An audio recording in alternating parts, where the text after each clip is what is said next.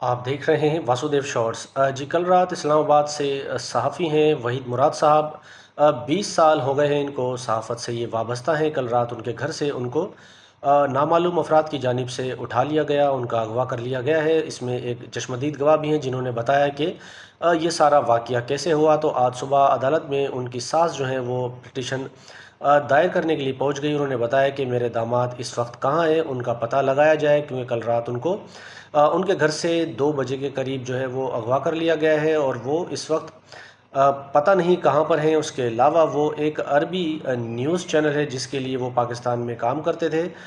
دوسری خبر یہ ہے کہ رفتار چینل کے مالک فرحان ملک صاحب، جن کو گرفتار کر لیا گیا تھا، آج ان کو ملیر میں عدالت میں کراچی میں جوڈیشل کرنا تھا، لیکن حیران کن طور پر عدالت نے انہیں جوڈیشل نہیں کیا، بلکہ ایف آئی اے نے ایک اور واقعے میں جو ہے ان کو گرفتاری ان کی ڈال دی ہے۔ جو ٹرینڈ پاکستان میں چل رہا ہے، جب کوئی ایک شخص ایک مقدمے میں بری ہوتا ہے تو اس کی دوسرے مقدمے میں گرفتاری ڈال دی جاتی ہے۔ ٹھیک اسی طرح فرحان ملک صاحب کو لیے بھی بتایا گیا ایف آئی اے کی جانب سے کہ یہ کال سینٹر چلا رہے تھے جہاں سے فراڈ ہو رہا تھا، تو فراڈ میں یہ مطلع ہے۔